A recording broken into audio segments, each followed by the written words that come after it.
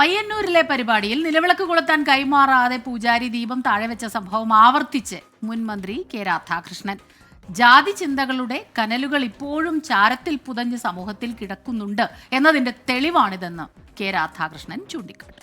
പുതിയ പുസ്തകത്തിലാണ് കെ രാധാകൃഷ്ണൻ മന്ത്രിയായിരുന്നിട്ടും നേരിട്ട വിവേചനം ഓർമ്മിക്കുന്നത്. ഉയരാം ഒത്തുചേർന്ന് എന്ന് പേരിട്ടിരിക്കുന്ന പുസ്തകം ഇന്ന് നിയമസഭാ പുസ്തകോത്സവത്തിൽ പ്രകാശനം ചെയ്യും.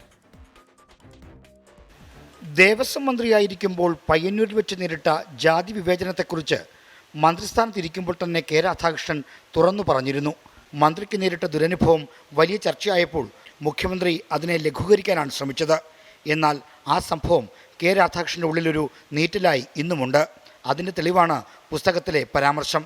കേരളത്തിൻ്റെ സാമൂഹ്യ മതേതരത്വ അടിത്തറകളിൽ വിള്ളൽ വീഴ്ത്താനുള്ള ശ്രമങ്ങൾ കാണാതിരുന്നുകൂടാ എന്ന് പറഞ്ഞുകൊണ്ടാണ് കെ രാധാകൃഷ്ണൻ പുസ്തകത്തിൽ പയ്യന്നൂർ സംഭവം ഓർക്കുന്നത്.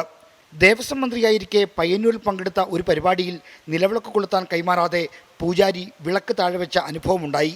ജാതി ചിന്തകളുടെ കനലുകൾ ഇപ്പോഴും ചാരത്തിൽ പൊതിഞ്ഞ് നമ്മുടെ സമൂഹത്തിൽ കിടപ്പുണ്ട് എന്നതിൻ്റെ സൂചനകളാണിത്. സംസ്ഥാനത്തെ ഒരു മന്ത്രിക്ക് ഇത്തരം വിവേചനം പരസ്യമായി നേരിടേണ്ടി വന്നാൽ സാധാരണക്കാരൻ്റെ അവസ്ഥ എന്തായിരിക്കുമെന്ന് ആലോചിക്കാനേ വയ്യ.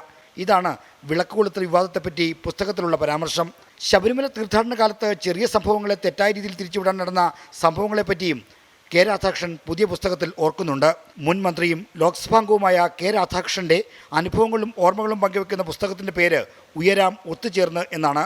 നിയമസഭയുടെ രാജ്യാന്തര പുസ്തകോത്സവത്തിൽ വെച്ച് പുസ്തകം ഇന്ന് പ്രകാശനം ചെയ്യും. 24 തിരുവനന്തപുരം.